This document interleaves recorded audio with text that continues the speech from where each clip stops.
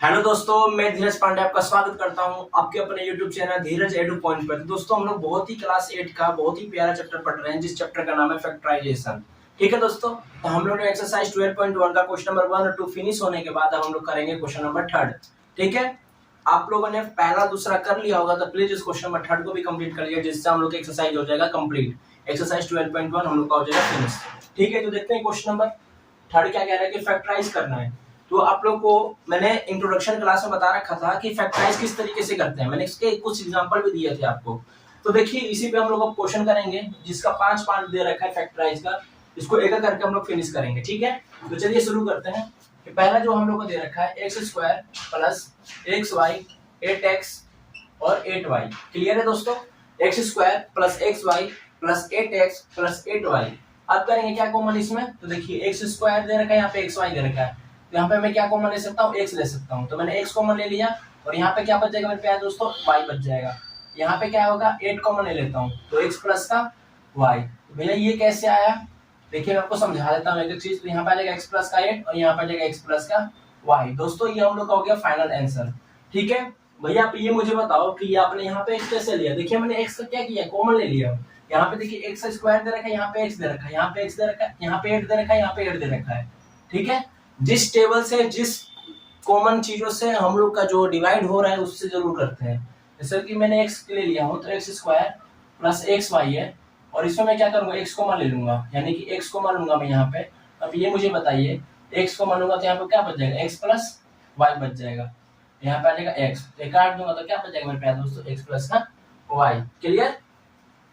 छोटी छोटी चीजों को समझाया जाएगा, धीरे धीरे प्रैक्टिस करो तो आपको आ जाएगा, टेंशन ना लो। इसी का सेकंड पार्ट देखते हैं कि 15xy minus 6x plus 5y minus का 2। ठीक है दोस्तों, अब इसी का जो सोल्यूशन करेंगे, इसका जो सोल्यूशन करेंगे दोस्तों, ये क्या आएगा, आप ये मुझे बताइए 15 और 6 किस टेबल में आता है, तो एक साथ तो 3 के टेबल में आता है। 3 1 जा 3, 3 2 जा 6, 3 5 जा 15। तो आप ये मुझे बताइए, इसमें कॉमन क्या ले सकता हूँ मैं, 3 ले सकता हूँ। एक और आप नोटिस इसमें कर सकते हैं कि यहाँ पे भी 5y दे रखा है, तो इसको मैं यहाँ पे भी लिख सकता हूँ, इसको यहाँ पे भी लिख सकता हूँ, उससे कोई दिक्कत नहीं है।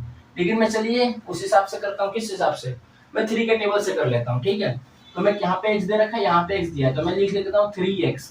तो क्या आ जाएगा यहाँ पे 5y, और यहाँ पे क्या आ जाएगा माइनस का 2।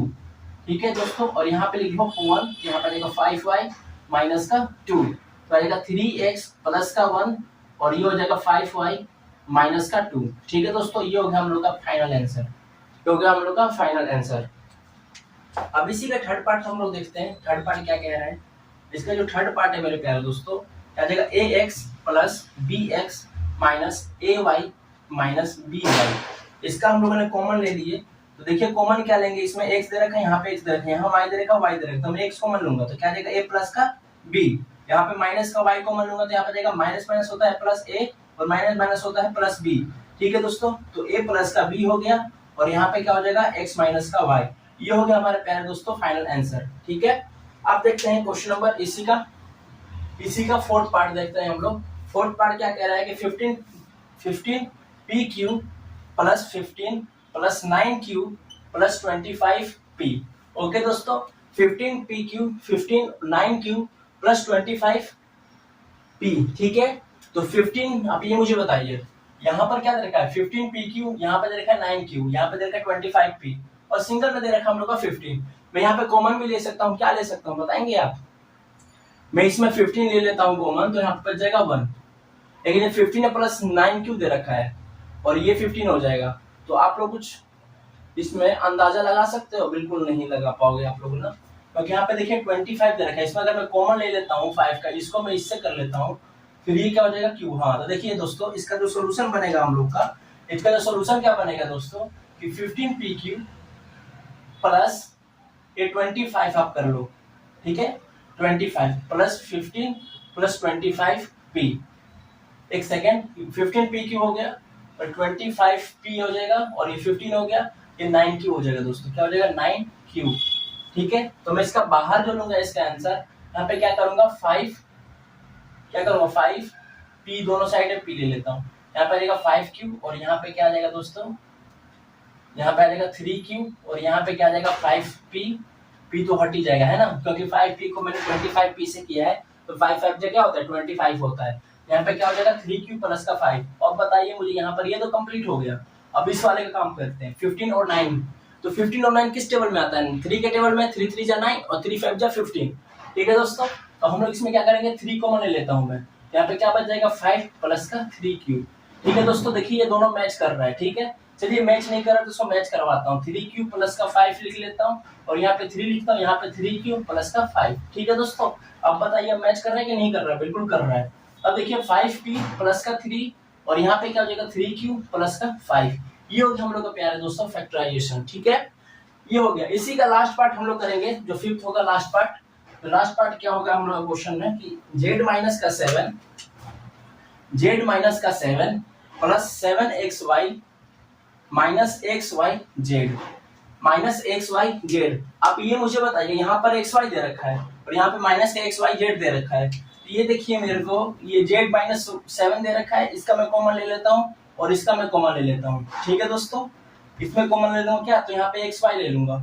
ठीक है, यहाँ पे क्या ले लूंगा xy।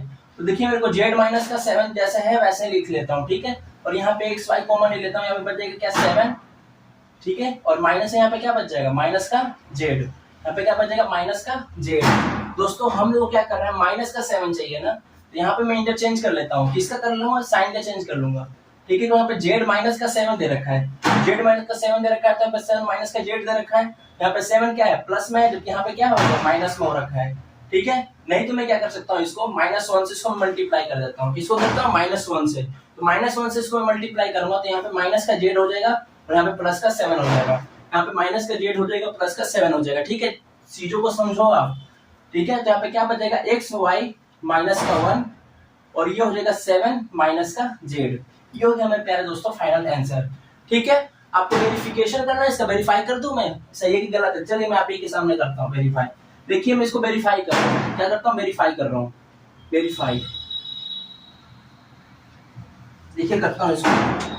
क्वेश्चन क्या है जी, xy माइनस का 1 7 माइनस का z। मैं इसको वेरिफिकेशन कर रहा हूँ। ठीक है, इस क्वेश्चन का मैं वेरिफिकेशन कर रहा हूँ। अगर मेरा ये सोल्यूशन सही होगा तो हम लोग का क्वेश्चन वाला आंसर आ जाएगा। ठीक है, चलिए देखते हैं। xy को मैं कॉमन ले लेता हूँ, इसको करता हूँ तो 7 माइनस का z हो जाएगा और -1 करूंगा तो 7 माइनस का z। हम लोग का फाइनल आंसर यहाँ पे आ चुका है दोस्तों। ठीक है, यहाँ पे हम लोग का फाइनल आंसर आ चुका है। हम लोग वेरिफिकेशन कर रहे हैं, तो देखिए 7xy आ जाएगा xyz माइनस हो जाएगा, तो यहाँ पे क्या बचेगा माइनस का 7 माइनस माइनस प्लस 7। ठीक है, तो देखिए प्लस का 7xy माइनस का xyz माइनस का 7 और प्लस का z। ठीक है दोस्तों, वेरिफिकेशन हो गया। कोई दिक्कत है आपको, xy को मैंने 7 माइनस z से मल्टीप्लाई किया तो 7xy और माइनस का xyz हो गया। यहाँ पे -1 से मल्टीप्लाई किया तो 7 माइनस z को, तो माइनस प्लस क्या होता है माइनस होता है, तो -1 को मैं 7 से मल्टीपल करूंगा तो माइनस का 7 माइनस माइनस हो गया प्लस, तो प्लस का 7 हो गया, तो वेरीफाई हो गया। ठीक है दोस्तों, यदि आपको क्वेश्चन नंबर 3 समझ में आया होगा तो प्लीज वीडियो को लाइक कीजिएगा, दोस्तों के साथ शेयर भी कीजिएगा। ठीक है, और कोई डाउट होगा तो प्लीज कमेंट बॉक्स में पूछ सकते हैं। ठीक है, थैंक्स फॉर वॉचिंग।